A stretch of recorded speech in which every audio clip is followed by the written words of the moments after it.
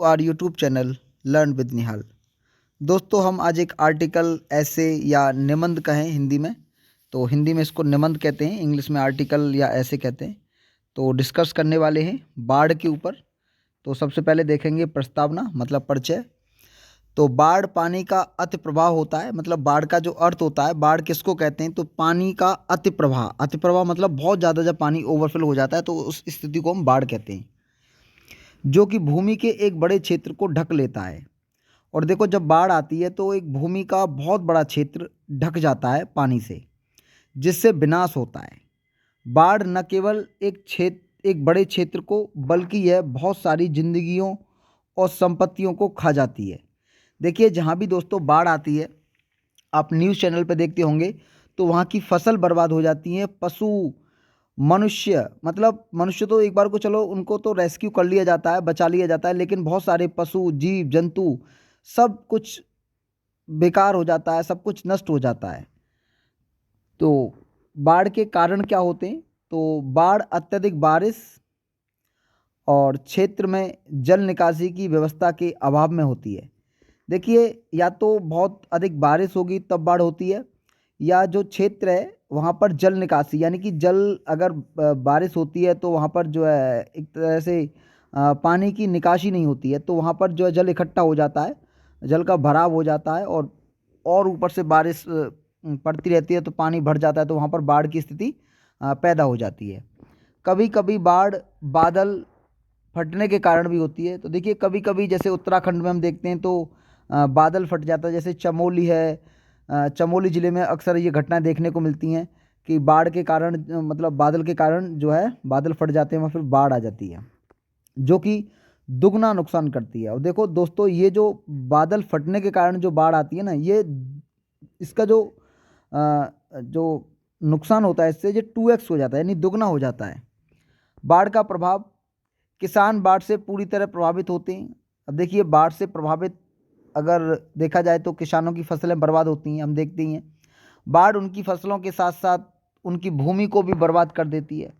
देखिए, जिस भूमि में फसल है, कोई फसल है, वो तो फसल गई, लेकिन उसके साथ साथ उस भूमि की उर्वरकता, और उसमें पानी भर जाता है तो बहुत दिनों तक उसमें हम जो है अगली फसल भी नहीं बो पाते हैं।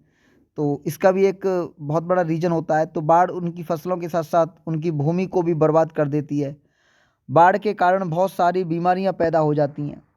अब देखिए, आप जानते हो जैसे कि कहीं पर अगर जल भराव हो जाता है, जल रुक जाता है, तो वहाँ बहुत सारी बीमारियां हो जाती हैं, मच्छर पैदा होते हैं, तरह तरह के इन्फेक्शंस, बैक्टीरिया फैल जाते हैं। आवश्यक खाद्य सामग्रियों की पूर्ति की श्रृंखला टूट जाती है। अब देखिए, बाढ़ अगर आ जाती है दोस्तों, तो जो खाने पीने के सामान है, तो वो नहीं आ पाता है बाहर से, जैसे कि बाज़ार से, शहर से शहर का कोई हिस्सा है, कोई गांव में वगैरह बाढ़ आ गया, किसी इलाके में, पर्टिकुलर इलाके में, तो वो जो बाकी की जो एरिया है उससे जो कट हो जाता है, तो वहाँ पर जो है भूखमरी की जो है कगार हो जाता है, जिससे लोगों को भूखमरी का सामना करना पड़ता है। हम निष्कर्ष के रूप में कह सकते हैं कि बाढ़ एक प्राकृतिक आपदा है। अब देखो, बाढ़ एक प्राकृतिक आपदा है, ये प्रकृति के द्वारा होता है। तो यह लगातार भारी बारिश के कारण होती है। तो देखिए, बारिश अगर ज़्यादा होगी तो बाढ़ जो है आने के चांसेस बहुत ज़्यादा रहते हैं। यह धान के खेतों को बर्बाद कर देती है।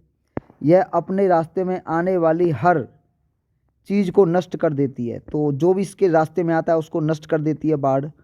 हर साल विश्व के बहुत से इलाके बाढ़ से प्रभावित होते हैं।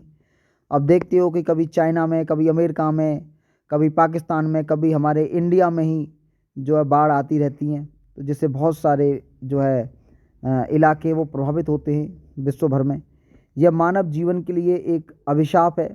तो ये मनुष्य जीवन के लिए, मानव के लिए ये एक अभिशाप है। तो बाढ़ से लोगों के घर तक तबाह हो जाते हैं, लोगों को अपने घरों से निकलना पड़ता है, पलायन करना पड़ता है। तो बहुत सारी जो ज़िंदगी है वो बहुत दुर्लभ बन जाती है, बहुत सारी समस्याओं का दोस्तों सामना करना पड़ता है। तो मित्रों, ये एक निबंध था बाढ़ के ऊपर। अगर आपको ये अच्छा लगा तो इसको देखो, वीडियो को लाइक करें।